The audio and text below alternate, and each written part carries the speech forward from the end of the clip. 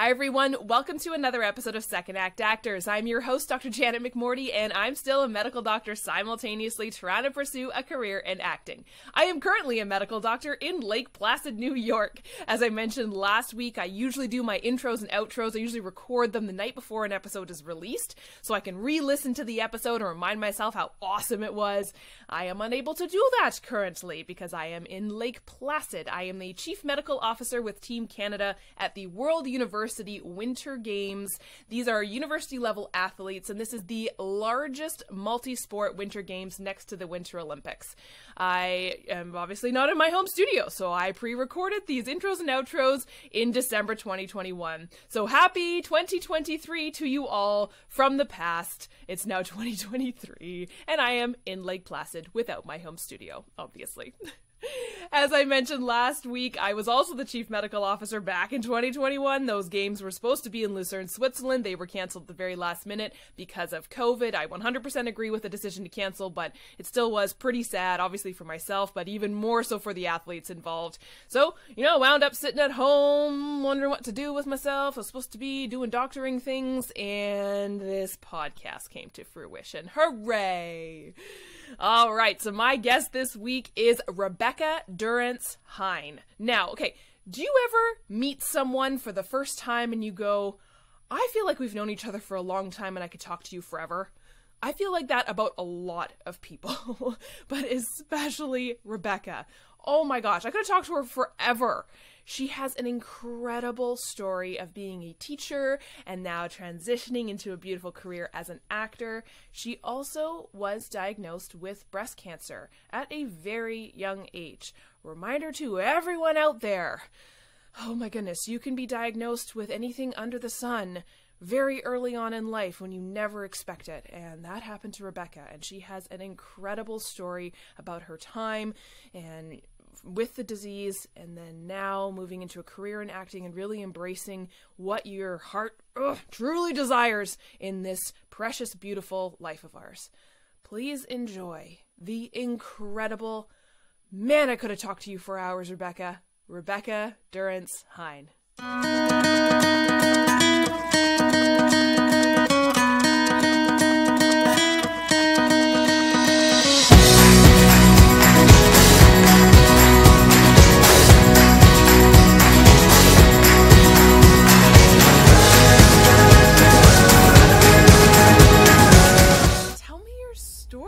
How did you get into this crazy business? So, the first time around was, I can't even really remember the first time I had the conscious thought that I wanted to act. I think it was one of those things that I was actually speaking to a friend of the family from when I was a little kid, recently, and she was like, "Oh yeah, I remember when you came up to me and you said, 'I'm Rebecca and I'm going to be an actor,'" and I don't even remember that, but that so I would have been really, really young, and my favorite thing when I was a kid, my mom was a big fan of just tossing us outside and letting us just play around in the yard, and we backed onto a woods. So, and in those days, they didn't think twice about letting us go off into the woods by ourselves.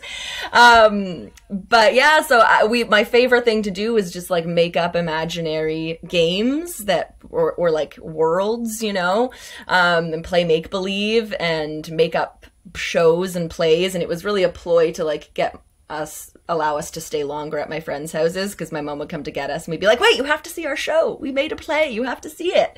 You have to stay. We have to stay." So my mom eventually noticed this and kind of got me into youth community theater and summer drama camps and stuff like that. And when I was in middle school, grade 7 and 8, I went to a international business and technology program. So basically the polar opposite of the arts. And I did it because a bunch of my friends were doing it and it just sounded interesting. And then the program continued in high school. And one day we were all, as a part of class, filling out the form and our applications for this program for grade 9.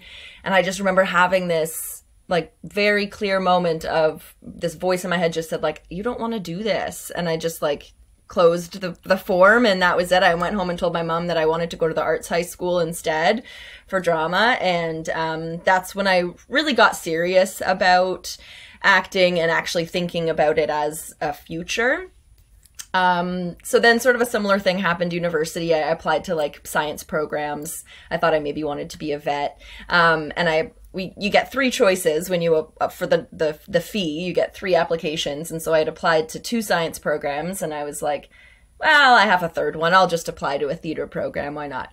And I got into all of them and really realized that the science was a safe choice, and I was only picking it because it felt safe, but what I really wanted to do is theater. So I ended up in we're just acting in general. So yeah, I ended up in the theater program and did you know, plays and stuff, and got an agent, went on a couple of auditions, but I was very I'm a recovering people pleaser, as I like to say, which is difficult in a business like this one. It can be, and I took things very personally. I had, you know, lots of self-confidence issues, as many of us do, especially at that age when you're kind of figuring out who you are. And when I graduated, you know, sort of within 6 months, I had convinced myself that acting could not be my career, that was not a good, like a smart choice. And that, you know, so I should probably get a real job. So I ended up working at a bank for a few years, and then I kind of like maxed out there. I would have had to do mutual fund courses and all of that stuff. And me and math, it's just not a good partnership. So I really didn't want to do that. So I decided to go to teachers college because that had sort of always been on my mind as a possibility. Pretty much my entire family is teachers, so that was a pretty obvious choice. So yeah, I went to teachers college and I started working, and you know, acting was always there in the back of my mind. It was just like poking me, you know, poke. Never really left me alone, and I would just told myself, you know, I can always go back to it later. It'll always be there. And then when I was 28, so 5 years ago, it'll be 5 years in July, I was diagnosed with breast cancer. And that was a shock and completely, yeah, unexpected, of course. And through the course of, you know, going through all of that, I took a very integrative route to my healing. So I did some of the conventional stuff, surgery and, you know, chemo and hormone drugs and things like that. But I also did pretty much everything you can think of from the alternative world to complement and supplement that, and then lots of lifestyle changes and things like that. So I started learning more about the mind-body connection, and started digging into some, not just physical healing, but emotional healing as well. And, you know, started to discover a lot of stuff about my insecurities and my lack of confidence, and how that probably definitely affected my choice to step away from acting and do something, you know, quote unquote, real job, you know. And I also, of course, we all know we're not here forever, you know, but when we're young, it's really hard to imagine that one day we won't be here.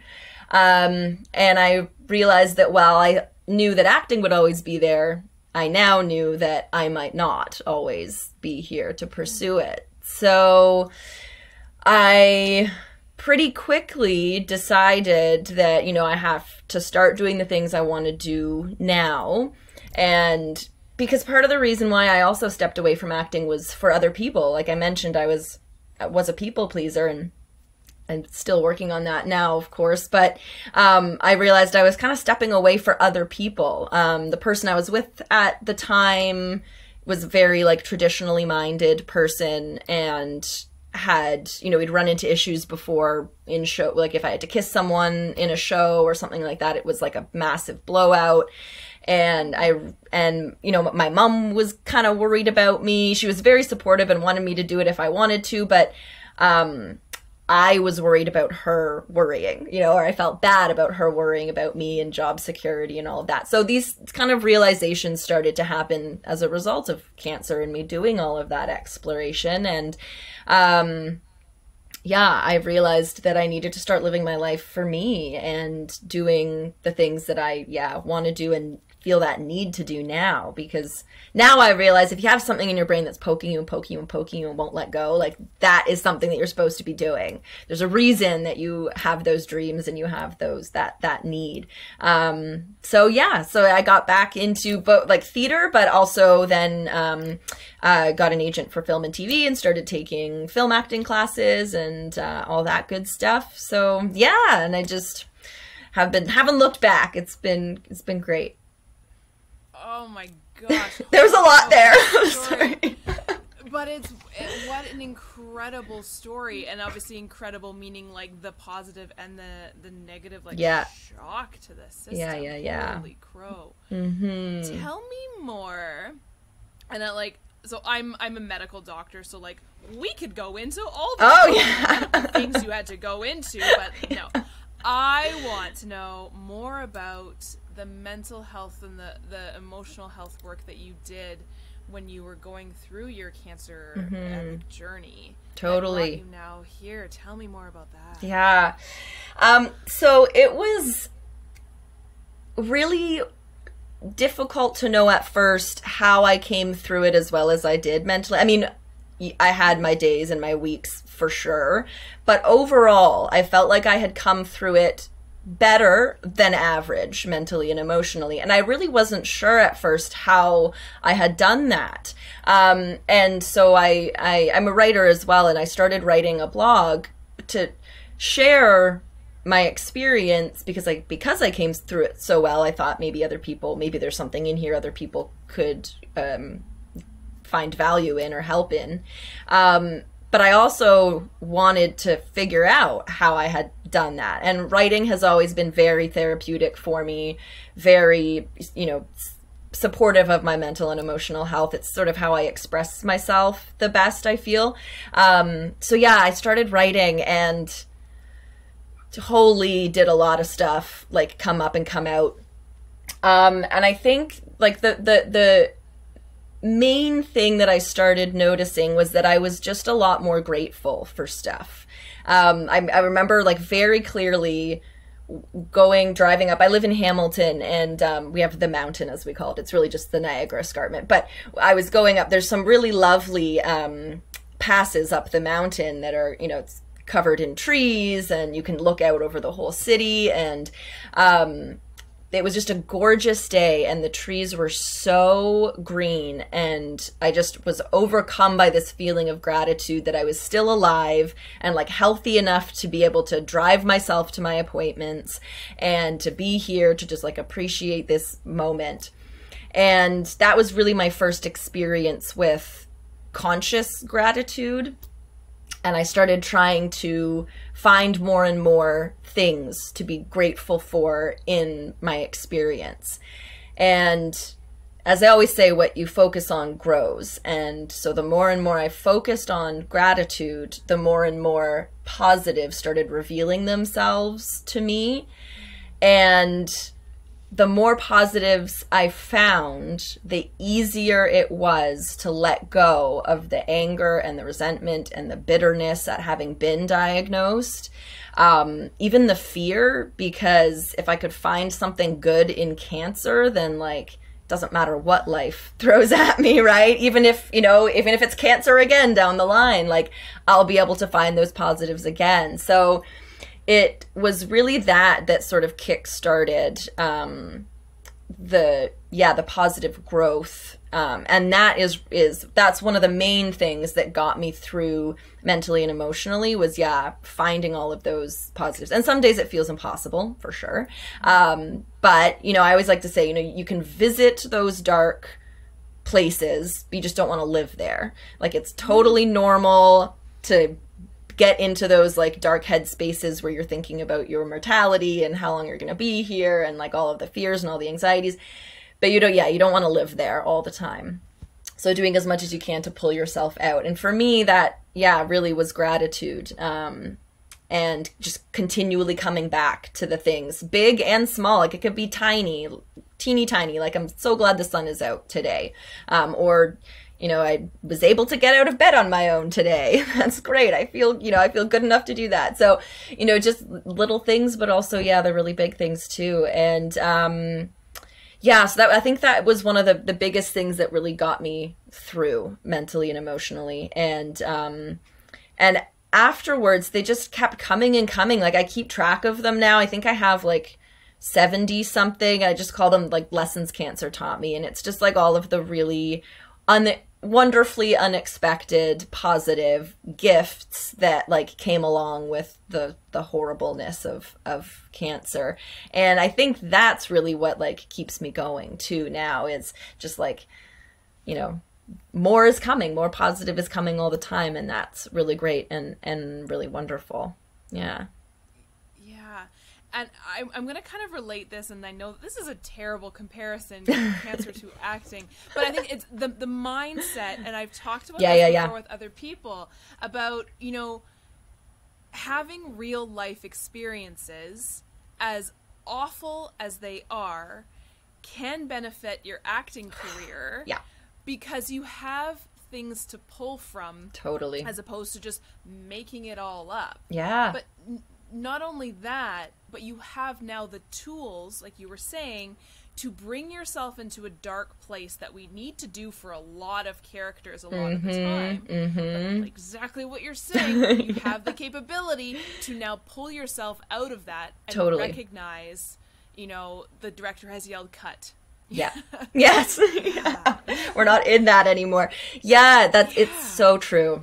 So true. It's really funny because I was just saying that exact thing to someone else a couple of days ago, that, it informs us emotionally, all the things we go through, and it makes it that much easier to empathize with the characters that we get given. The more life experiences you have, I find the easier it is to relate to other people. And that's like definitely true of acting too, and characters.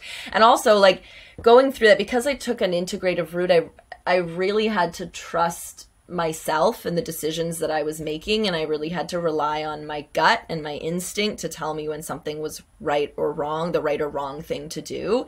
And it just helped me develop so much confidence in myself and so much faith in my gut and my intuition.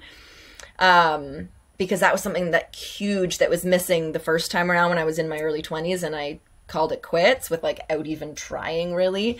I just automatically assumed I couldn't do it. And I got through something like insanely difficult that I never thought I would have to go through, or even if I thought about it, never thought I would get through it. But I did. So like, if I can do that, then like I can do anything, right? So it's like, it's given me so much confidence. It really has. A friend asked me one time, he was like, how are you so confident? Because he was struggling a little. He's an actor as well, and he was struggling a little with it because he was also coming back to it after a long time off. And I just looked at him and I said, well, I went through cancer, so I don't recommend it for you. But like, that's what I did. I remember, and I am in no way like saying that we have similar life experiences. No, yeah. In any way, shape, or form.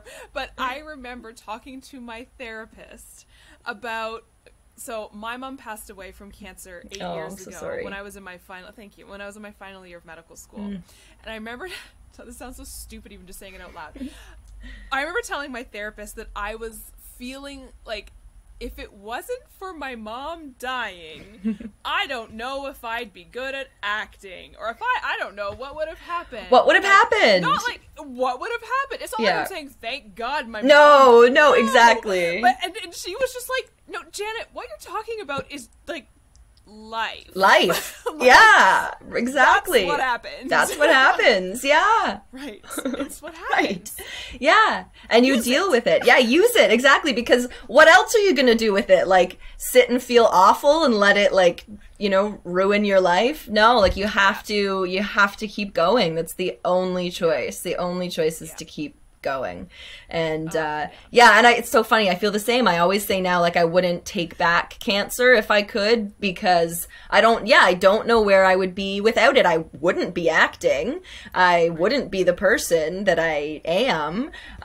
Yeah, like my life would just look completely different without it.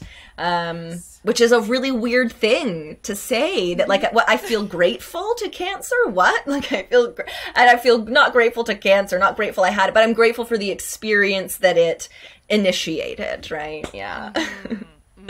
Yeah, it's a weird kind of mind melt. It is. Weird, yeah. It is. But I think also, like, putting that on cancer or any life trauma, it takes power away from it, right? Yeah, like, exactly. I bet you weren't expecting me. You weren't expecting that. Yes, exactly. It does. It takes, and that's the whole the same thing with that was why I think the gratitude and the lessons and focusing on the positives and the silver linings, like, that's why it helped so much, because it took the power away from cancer and gave it back to me. And that's just such a helpless feeling to find yourself in when you first get diagnosed. So yeah, that was just, and that's what it is. Yeah, it takes its power away. Yeah, you didn't think that this was going to happen, did you? Take me back to the thought process for wanting to go into a more kind of like conventional career path, the safe route. Was there pressure from anyone?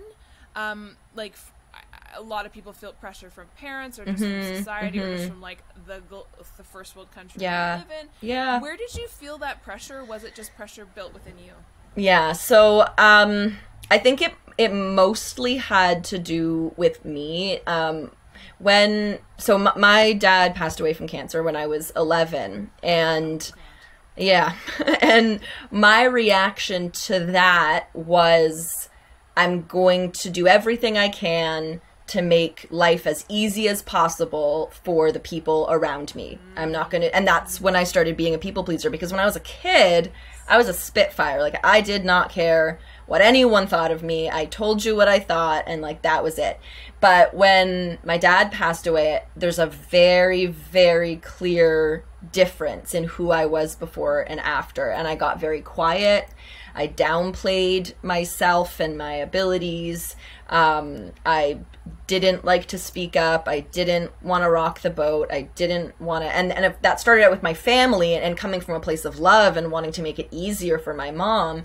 But then, of course, that just you end up becoming that just ends up being your default mode. And so that spread into every area of my life, with my friends, at school, eventually in relationships.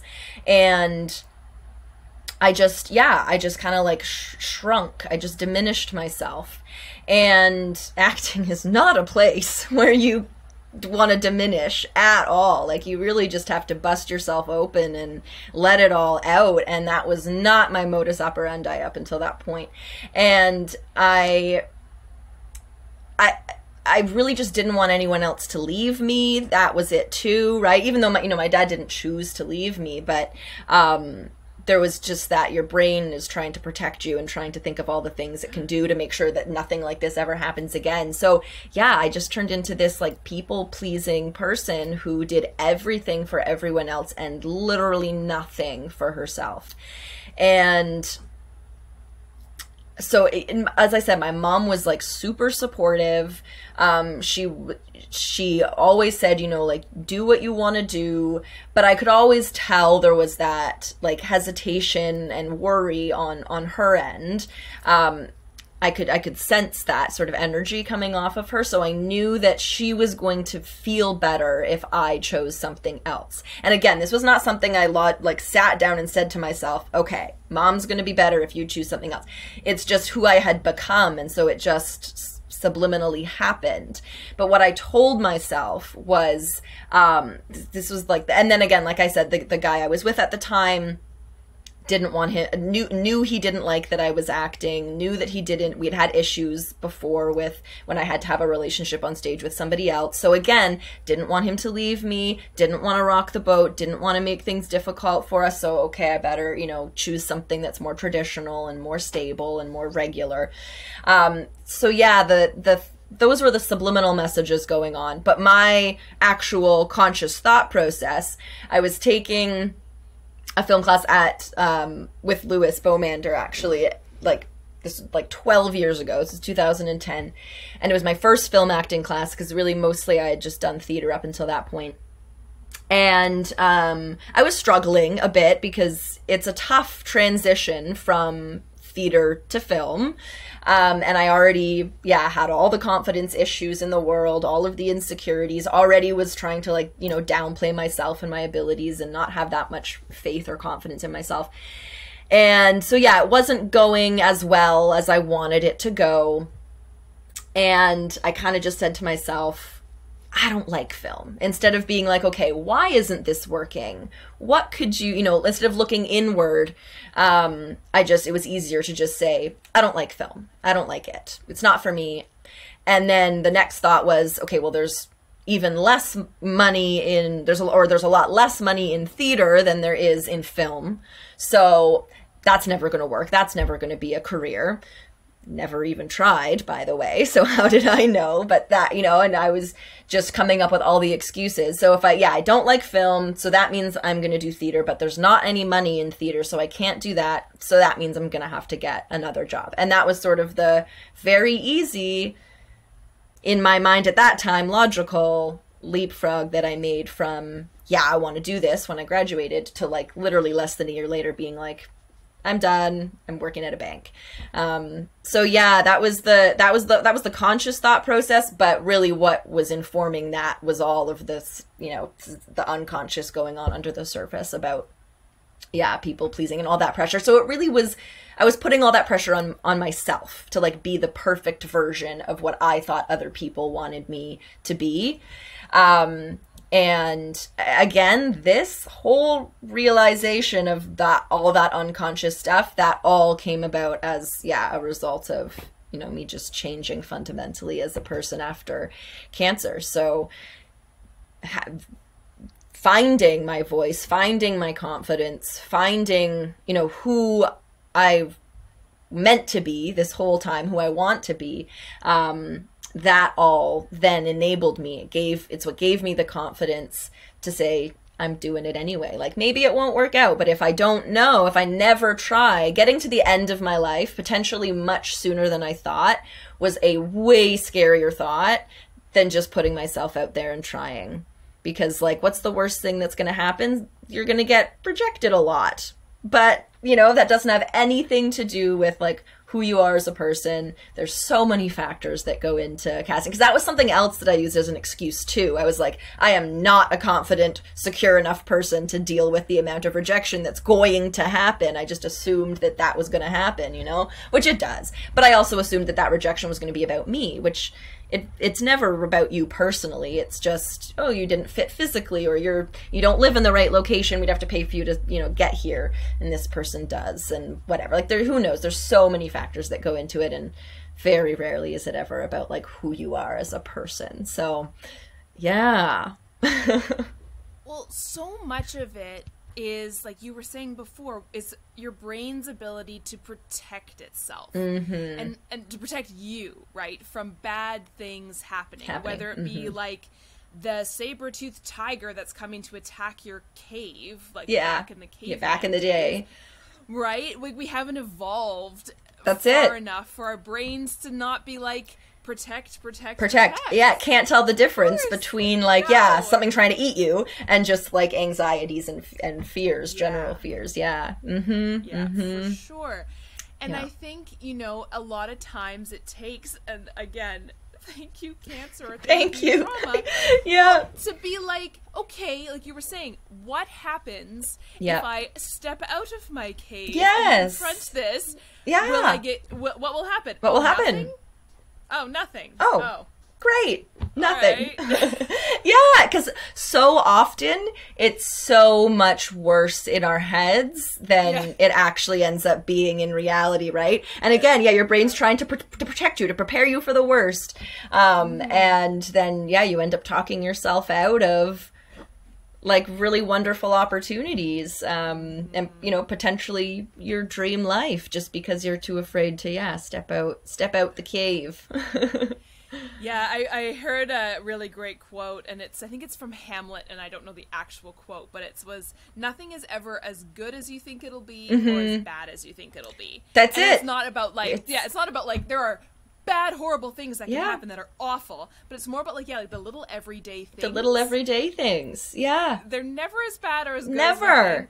Yeah, and the thing about the future being unknown, the really great thing about it being unknown is that you don't know what's going to happen. So something amazing, it's equally as likely that something amazing is going to happen as something less amazing than that. And I think we always assume that it's going to be the worst outcome, always. And but in my experience, the majority of the time, it's never as bad as that. Maybe it's not perfect, because nothing's perfect, but rarely has the result, been as bad as I was afraid it was going to be. And it's equally as likely that, like, I didn't think cancer was going to turn out this way for me. It's way better than I ever thought that, the end result was going to be. I had no idea, but of course your mind goes to fear. And this is way better. Like, I never would have imagined that this is where I would be, 5 years ago when I was diagnosed. So you never know. You never know. Do you have any advice for anyone who's thinking about, getting back into acting or whatever it is that has been poking them in the back?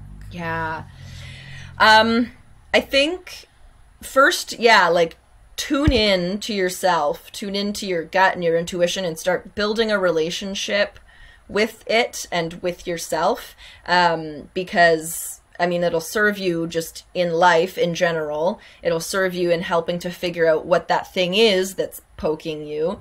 But if it is acting, that's going to help you a ton. Like, developing your own sense of your own ability to choose, and choose in a way that makes you feel great.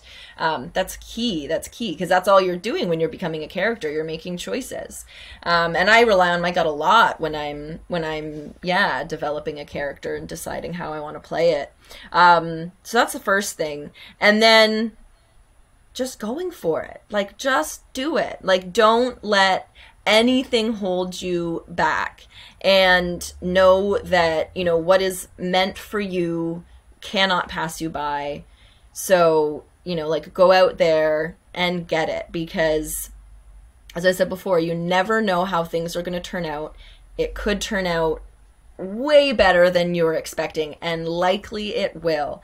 And I think if we're really afraid sometimes, or a lot of times, that things aren't going to work out the way that we want them to.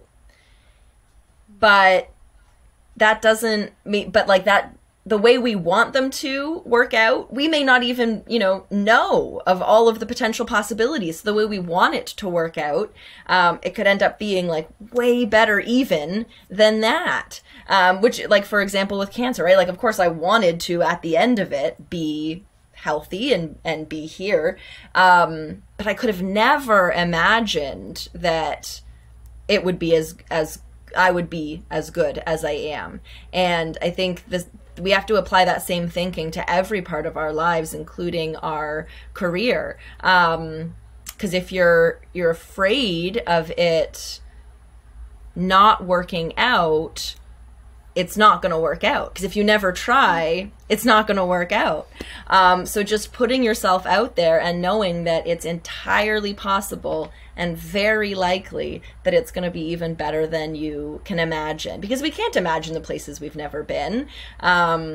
So just, like, get out there and start exploring and just see what's out there. You can always go back to where you were before. There's no saying, I think we forget sometimes that if we decide to make a change or try something new, we forget that we can always go back to what we had before. If we decide, hey, you know what? I think I actually was happier there. This was a fun experiment, but that now feels like where I should be. that's fine. That's totally fine to do. And I think sometimes we forget that that is an option. So yeah, like don't let the fear of the future and what might happen hold you back, because you don't know. You have no way to know. So just get out there and try. And yeah. Love that. Yeah. Do you have any favorite on-set, on-stage class stories? Any crazy memorable stories? Oh, so the first like major production that I did at my university, there was lots of like student productions that happened, and like smaller groups that would put on shows, but like the big productions that were like put on by the department. The first one that I was in, and it was really my first time on a professional stage. We had a really great stage in high school because it was an art school. But yeah, my first time in like a professional public theater. The first scene I like it's a show called Big Love.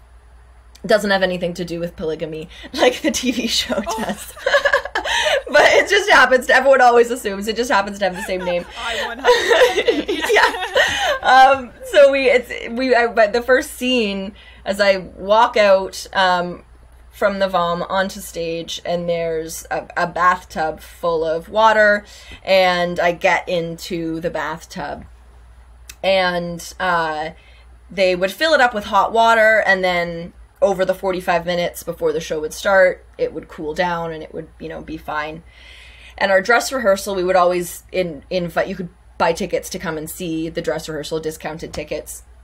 So we had like a full audience, and I walked out onto stage, and again, this was my people pleasing, like not wanting to derail the show.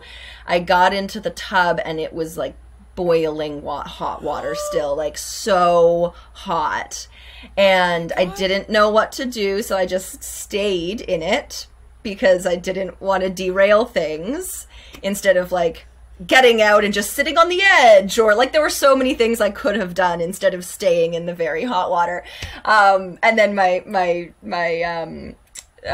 co-star came out, and she was supposed to get into the tub behind me, and I just went like as like subtly as I could, was just like, do not get in the tub. So she didn't. She like stood behind me instead. But then I'm on stage the entire show, so I didn't get off the stage until intermission. And when I got back to the dressing room, my legs were just like bright red. It was just like a beacon. And someone came like running in with like cold towels and started putting them on my legs. And they were like, your legs were just like shining on stage like a beacon the whole time. Like it was so clear to everyone that I had been, just like minorly burned by boiled alive by this water. We just fill out like an incident report and everything else. So you better believe it was cold water the rest of the time after that. But yeah, that's probably the most like dramatic thing that has happened on stage. Don't recommend. Do not recommend. No. Oh my god. Yeah. Is there anything that you are looking forward to this year coming up? Yes. Well, as we were talking about a little bit before, I'm doing my first major voiceover role pretty soon in the sci-fi fiction podcast Cascadia. And it's on all the major platforms. You can check that out. And so this is season 2. So good. I know. I listened to the whole first season in like one sitting. Yeah. Oh.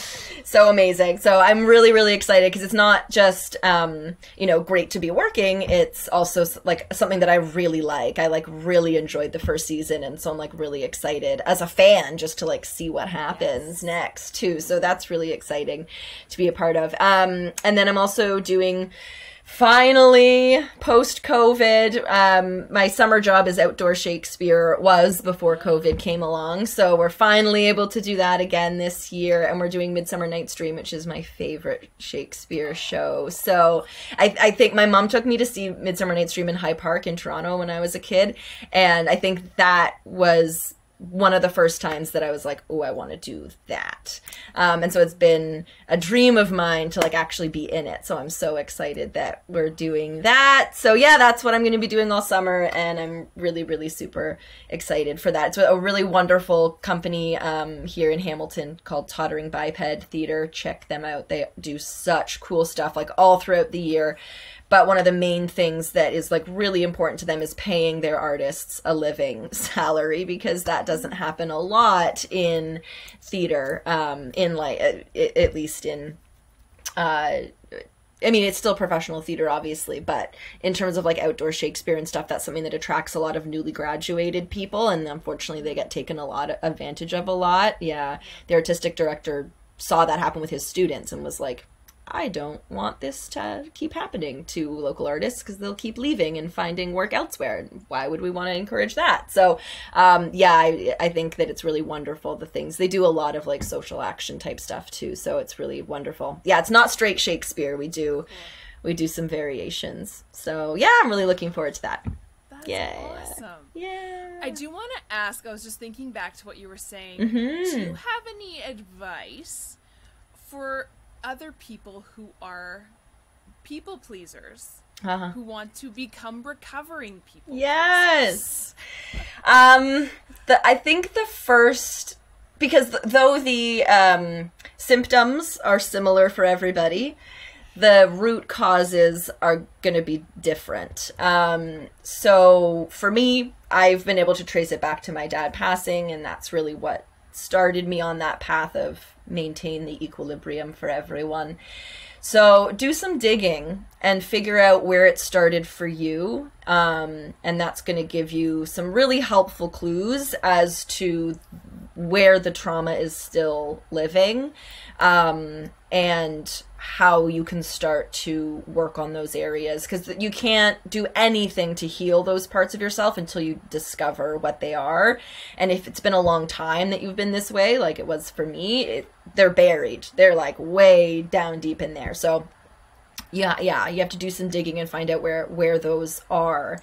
And also think about where you want to be, like who you want to be instead, or not instead, but who you wanted to be this whole time that you didn't allow yourself to be, because that's going to give you something to look forward to in the future. Because for me, I knew that my people pleasing was really affecting my self-confidence, and I really was sick of being insecure and not confident in myself.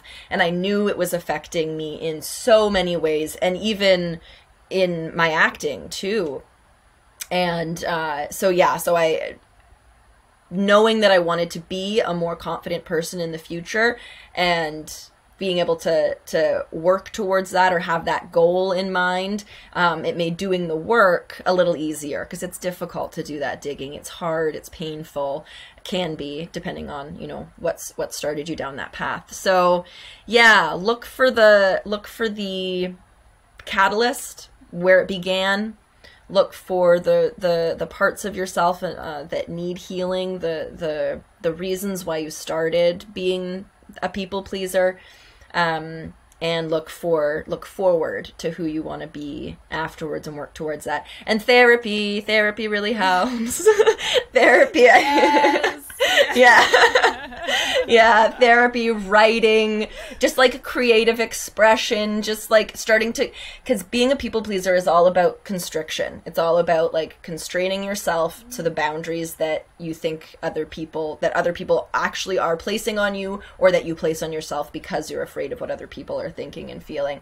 And so you need to break out of that. And a great way to do that is, creative expression of any sort. Whether, it's writing or painting or dancing or screaming, whatever is going to help you. Yeah, just like start breaking out of those confines.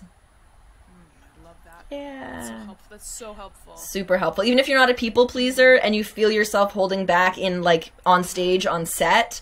I've been doing some confidence, specifically for actors, some confidence classes. And that's something I'm realizing as I'm going through the lessons is like that constriction has to go. Because you can't fully be... it's kind of like what RuPaul says, how can you love yourself? Or how can you love anybody else if you don't love yourself? It's like, how can you try to fully embody someone else if you don't even like fully embody yourself and who you are? So like, just like start doing that as much as possible and your acting will get better for sure. Yeah. Do you have any final words of wisdom? This has been filled with wisdom. Yeah, so much wisdom. That's, so much wisdom. Life experiences do that to you too. Right? They fill you with wisdom. I think the biggest thing, if you are thinking about getting back into acting, don't beat yourself up for not doing it sooner. Don't regret or lament the time that you spent away, or even if you never tried, even if you never even tried for the first time.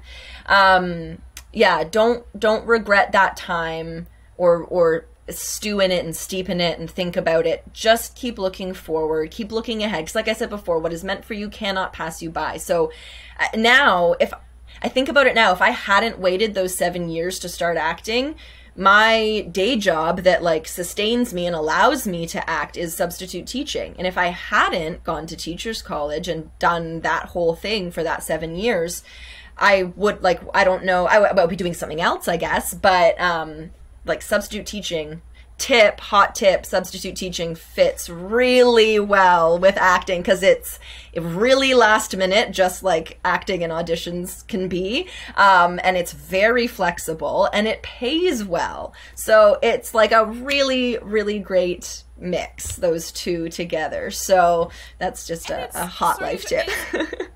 It's also kind of, it is. It's performative. It is performative. It's 100% performative. Yes. I've said that before, actually. Before I went back into acting, I said, you know what? Being an actor has made me a better teacher. Like being an actor first, because it gave me more confidence talking in front of people and all that stuff. It is performative, 100%. So, yeah, I don't regret that. I mean, part of me at first did regret that 7 years that I spent away. And then a friend of mine said that to me. He was like, you know what? I have lots of actor friends coming to me now asking about teaching because they don't want to serve anymore, and they want to do something else as their day job. So you know what? Maybe you did it in the right order, and yeah, just like you never know how it's going to turn out. So like, don't worry about what has already happened. You can't change what's already happened. Don't worry about that. Don't look back. Just look forward. Focus on where you want to go and go for it. Literally, the biggest thing: don't let anybody stop you, including yourself. Because I can't remember who said it, but it's someone super famous. If you think you can't, you can't. If you think you can, you can. So just think that you can. Know that you can, because you can. You can. Yeah.